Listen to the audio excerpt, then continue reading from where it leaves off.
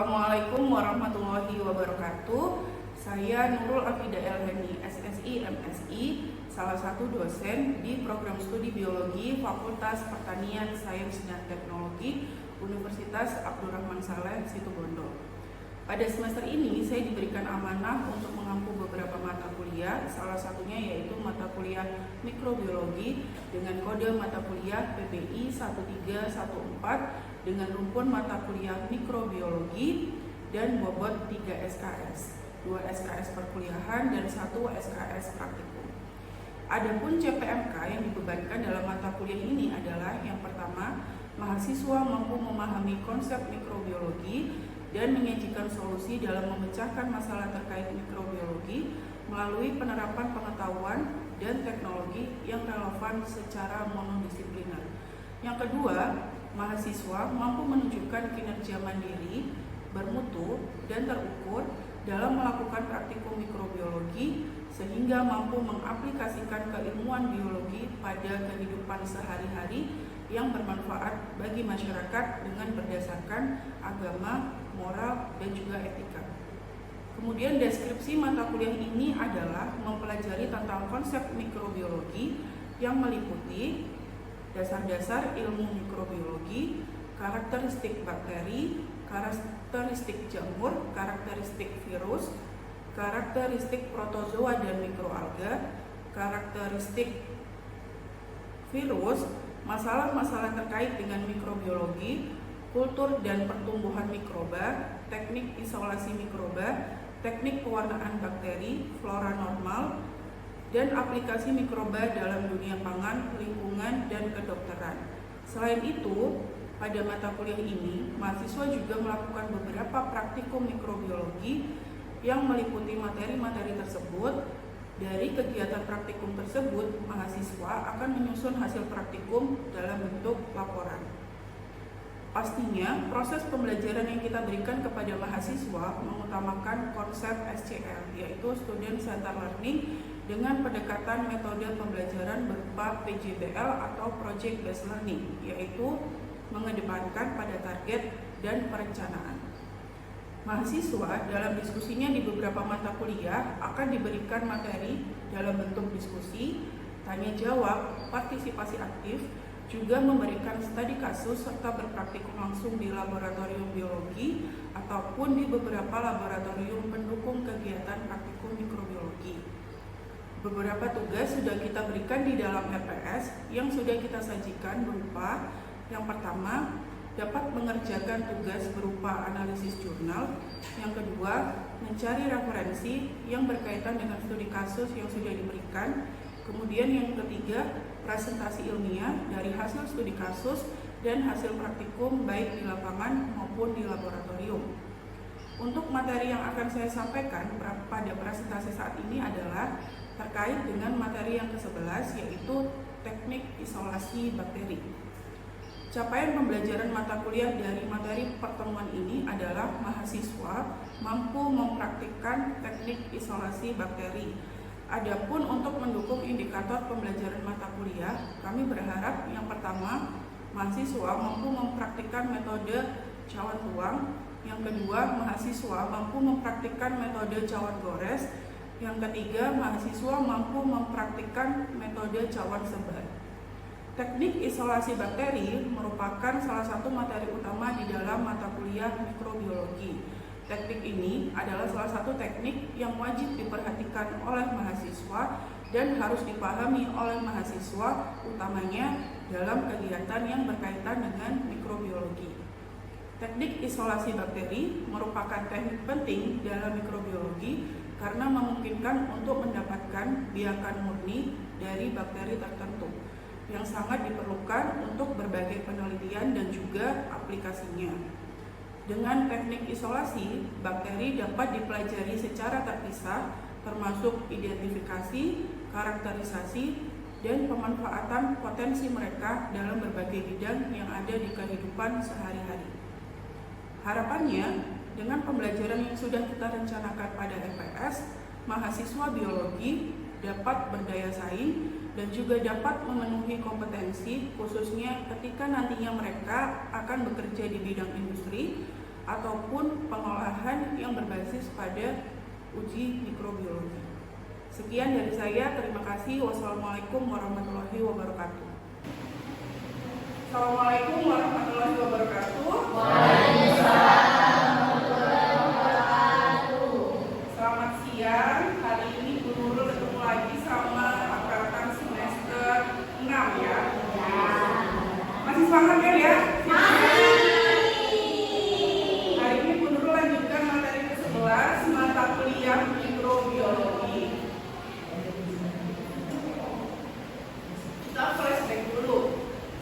Materi pertama sampai 10 kita sudah belajar jenis-jenis mikroba yang ada di lingkungan kita sehari-hari. Ada yang masih ingat nggak? Jenis mikroba itu apa aja sih? Bakteri, virus. Oke, berarti masih ingat ya? Jadi ada bakteri, ada jamur, ada virus. Yang terakhir ini apa? apa ya? Kalau dari gambarnya, kayak gambar apa ini? Kayak gambar sandal ya. Apa ini? Golongannya apa ini? Jadi hari ini Bu Nurul akan kasih materi lanjutan untuk preparation praktikum pertama, yaitu tentang teknik isolasi bakteri. Tujuannya apa teknik isolasi bakteri? Kira-kira kenapa kok kita perlu mengisolasi bakteri? Bakteri itu ada di mana sih? Di lingkungan ini ada nggak bakteri? Di mana bakterinya? Ya, tidak terlihat ada ya. Mungkin nempel di baju kalian juga ada bakteri ya. Oke.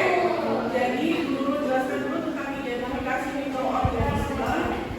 Proses ini adalah penentuan jenis dan spesies mikroba dalam suatu sampel. Jadi misalkan kita isolasi bakteri yang ada di kelas ini, gitu. Nah, diidentifikasi bakteri apa sih yang ada di sini, dari jenis apa, dari famili apa. Nah, itu tujuan dari teknik isolasi mikroba. Nah, ada 3 tahapan. Yang pertama yaitu isolasi, yang kedua adalah seleksi, dan yang ketiga adalah identifikasi. Suara Bu Nurul terdengar nggak ya? Oke, jadi lanjut ke tahapan isolasi itu kita ambil dari sumbernya dari mana? Dari tanah, dari air, dari ruang kelas gitu ya. Isolasi, jadi kita mengambil suatu bakteri dari lingkungan yang kita mau. Kemudian yang kedua adalah seleksi, jadi kita seleksi misalkan dari bakteri yang kita ambil dari tanah tadi, kita mau mengambil jenis paramecium ataupun mengambil jenis E. coli gitu yang ada di perairan. Nah, kita seleksi. Kemudian diidentifikasi. Tadi di slide pertama Bu sudah jelaskan identifikasi itu untuk mengetahui apa? Jenisnya. Jenis. Nah, itu jenis bakteri apa, namanya apa, dari famili apa. Ya, lanjut ke tahapan yang pertama yaitu isolasi bakteri. Tadi Bu Nurul sudah jelaskan secara singkat, isolasi itu proses memisahkan dan mengambil bakteri dari lingkungannya. Contohnya seperti apa Bu Nurul? Jadi misalkan kita mau ambil dari tanah, kemudian dari air laut, atau dari mana lagi? Dari sungai, betul. Dari mana lagi? Dari udara bisa nggak diisolasi? Bisa. Bisa, dari semua tempat bisa ya. Jadi kita bisa mengisolasi bakteri dari sumber manapun yang kita mau. Kemudian tahapan yang kedua adalah seleksi bakteri. Jadi kalau kita ngambil misalnya di perairan laut, itu ada banyak atau sedikit kira-kira bakterinya? Banyaknya terhitung atau enggak kira-kira? Ya, tidak terhitung ya. Jadi kalau kita mau ngambil E. coli itu dari sungai mana yang disebut bodoh? Dekatnya HW gitu ya misalnya. Ada nggak sih E. coli? Ada yang masih ingat E. coli ini bakteri yang menyebabkan apa? Penyakit apa? Kalau kebanyakan makan seblak biasanya kenapa kali? Nah, E. coli itu salah satu bakteri yang bisa menyebabkan diare. Kalau kita mau isolasi tuh, ada nggak E. coli di sungai yang di dekatnya HW? Nah, kita ambil isolasi adanya diambil, kemudian diseleksi, ditemukan di dalam media. Kemudian yang ketiga yaitu tahapan terakhir mengidentifikasi. Jadi kita akan melihat bakteri yang sudah kita ambil dari tempat tertentu tadi itu jenis bakteri apa? Apakah bakteri A atau bakteri B atau bakteri C? Nah itu kita perlu mengamati morfologinya baik secara makroskopis maupun secara mikroskopis. Nah guru akan mengenalkan 3 teknik isolasi bakteri yang nanti akan kita praktikkan di laboratorium. Kalau dari gambarnya, kira-kira yang pertama itu apa sih namanya? Teknik apa? Kalau dilihat dari gambarnya ada 3, ada metode cawan tuang, ada metode cawan sebar, dan ada metode cawan gores. Kira-kira gambar biru itu cawan apa? Gores. Cawan gores atau yang namanya adalah strip.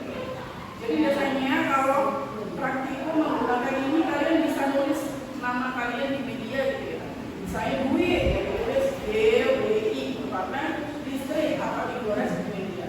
Kalau yang kedua, oke, semuanya dulu sudah pintar ya ternyata. Dan yang ketiga adalah metode cawan sebar. Nah kira-kira bedanya apa nih dari whole plate atau split plate? Bedanya apa kalau dari gambar? Dua terakhir. Ada yang bisa jawab enggak? Kalau whole plate itu apa? Kalau split plate itu apa? Kalau dari gambar whole plate itu dituang atau digores atau disebarkan? Dituang. Jadi media itu kan biasanya bentuknya padat karena agar-agar. Nah kalau whole plate itu sebelum medianya padat itu kita sudah menuangkan bakterinya tadi karena dari air sungai. Nah air sungainya langsung dituangkan ke media yang belum padat. Sedangkan kalau split plate itu media agarnya sudah padat kemudian kita sebarkan. Oke. Nah kalau dari gambar menurut ambil 2 mikroba yaitu bakteri dan jamur. Nah yang sebelah kiri itu yang pengamatan secara makroskopis. Jadi kita bisa melihat dengan mata kita tanpa menggunakan mikroskop. Aspergillus oryzae-nya yang tahu nih jenis jamur apa? Ada yang tahu bango nggak? Merek bango itu apa sih? Kecap. Nah, Aspergillus oryzae ini adalah jamur yang dipakai dalam proses pembuatan kecap. Kemudian yang bawah itu adalah jenis bakteri Escherichia coli yang sudah Guru jelaskan tadi ya. Nah, dari gambar ini yang sebelah kiri itu adalah pengamatan secara makroskopis, sedangkan yang sebelah kanan bedanya apa? Makroskopis dan mikroskopis.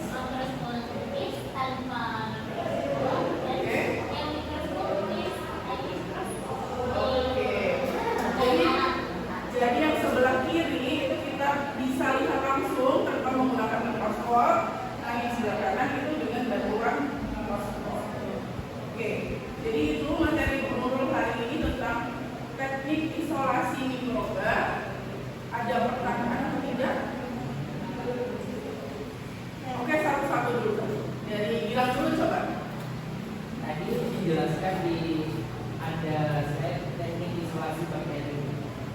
Oke. Karena dijelaskan apa perbedaan metode cawan tuang dan cawan sebar. Metode cawan tuang dan cawan sebar. Oke. Menurut balik lagi ke gambar ya.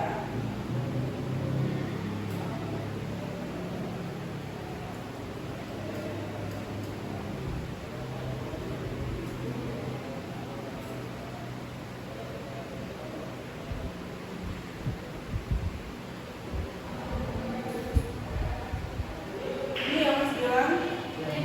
Oke, jadi perbedaan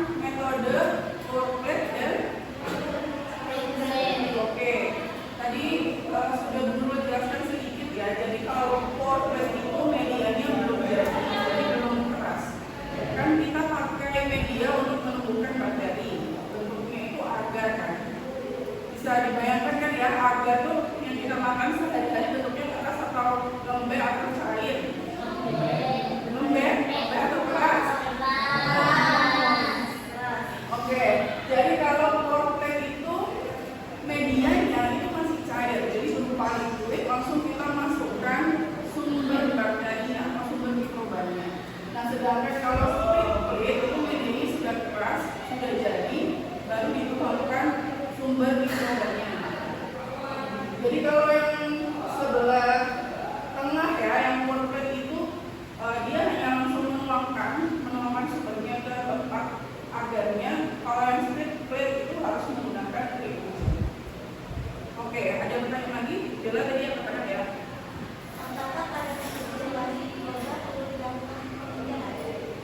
Apakah pada teknik isolasi mikroba perlu dilakukan pengenceran? Ada yang bisa jawab nggak kira-kira? Dari pertanyaannya adalah oke, Budi. Jadi itu tetap perlu dilakukan pengenceran agar bakteri yang diisolasi jumlahnya tidak terlalu banyak dan mudah diamati. Jadi biar kita bisa gampang mengidentifikasi. Oke, bagus. Jadi sudah benar ya jawabannya Budi. Jadi tetap perlu dilakukan pengenceran agar saat ditumbuhkan ke dalam media di cawan PET itu jumlah bakterinya tidak terlalu banyak dan jenisnya pun juga tidak terlalu banyak. Makanya tetap perlu dilakukan pengenceran. Oke, ada pertanyaan lagi? Sudah. Seperti cukup. Oke.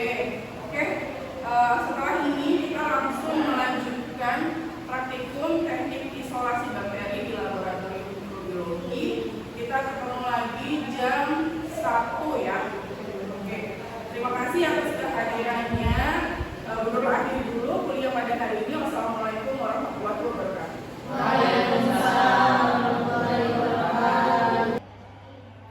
Sekian video pembelajaran dalam mata kuliah mikrobiologi di program studi biologi Fakultas Pertanian Sains dan Teknologi Universitas Abdul Rahman Saleh Situbondo. Video ini saya buat untuk memenuhi persyaratan dalam pengajuan sertifikasi dosen gelombang 1 tahun 2025, yaitu pernyataan diri dosen dalam unjuk kerja Tridharma Perguruan Tinggi atau PDD UKT-PT dalam bidang pengajaran. Semoga bisa menjadi bahan pertimbangan dalam proses pengajuan sertifikasi dosen gelombang 1 tahun 2025. Terima kasih. Wassalamualaikum warahmatullahi wabarakatuh.